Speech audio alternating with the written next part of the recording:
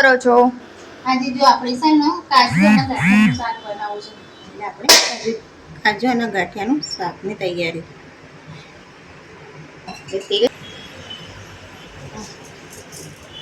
Zero નાખવાનું, હિંગ નાખવાની,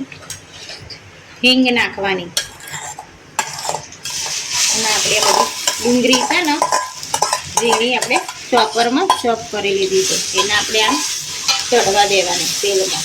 ડુંગળી હરકી શેકે છે ને એટલે અત્યારે થોડુંક જ મીઠું નાખવાનું. તો આપણી આ ડુંગળી આ રીતે ચડી જાય ને એટલે એની આદુની પેસ્ટ અને મરચાં આ રીતે નાખી દેવાના, અને આને પણ ચડવા દેવાના હરખા. જો ધીમા તાપે છે ને આ બધું ચડવા દેવાનું.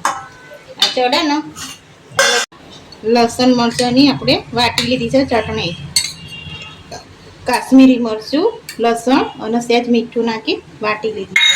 હવે આની આપણે બીજા મસાલા કરી લઈશું. એની આપણે થોડીક હળદર, ધાણા જીરું, આપણું રેગ્યુલર મરચું તીખું અને સહેજ ગરમ મસાલો. હવે આની આપણે થોડું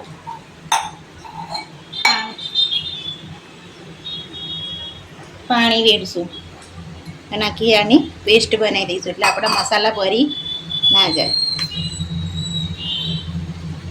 આપણે જે ચટણી બની ને એ બી બધો મસાલો ભેગો કર્યો, એની મેં આવી રીતે ગ્રેવી કરી દેવાની. તો એ આપણું આ ડુંગળી, આદુ અને મરચાં મસ્ત ચડી ગયા છે. હવે આ જે ગ્રેવી બનાવી ને એને હવે આપણે આની મેં રેડી દેવાની.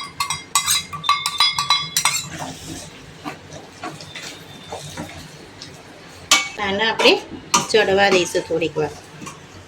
આપણું બધું સાઈડમાં જો બધું તેલ બહાર આવી ગયું, ચડી ગયું એટલે એની મેં છે ને આપણે જે આ કાજુ હતા ને 2 ફાડ કરી દેવાની કાજુની, અને એ આ કાજુ પલાળી દેવાના. હા, પલાળીને રવા દેવાના ઘડીક વાર, એટલે સહેજ પોચા પડી જાય.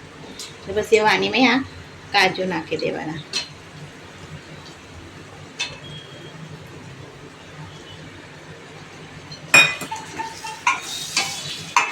અને આ કાજુ પર આપણો આ મસાલો મસ્ત ગ્રેવી ચડી જાય, એટલે 10 મિનિટ જેવું આનો અંદર ચડવા દેવાનું ધીમા તાપે. આપણે પહેલાં ડુંગળી ચડાવવા માટે મીઠું નાખ્યું હતું, એ સાધારણ જ હતું. એટલે હવે આપણે આપણા સ્વાદ પ્રમાણે મીઠું થોડુંક વધારે નાખી દેવાનું.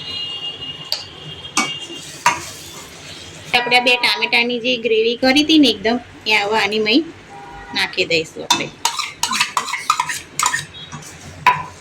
અને હલાઈ કાઢશું. થોડુંક અડધો પાલો જેટલું પાણી વેડી દેવાનું, કારણ કે આપણે ગાંઠિયા નાખવાના છે એટલે રસો તો જોઈએ જ. ગાંઠિયા તાર જ નાખવાના, જ્યારે આપણે ખાવાનું હોય અને સર્વ કરવાનું હોય એ મર જ ગાંઠિયા નાખવાના, નહીં તો છે ને પાણી બધું ગાંઠિયા ચૂસી લેશે અને પોચા પડી જશે. તો કોથમરી નાખી દઈશું.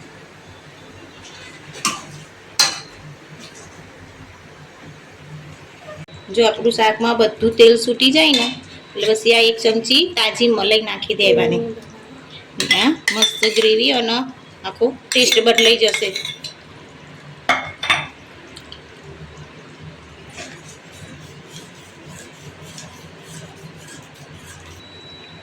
હું આપણે આ ગાંઠિયા નાખી દઈશું.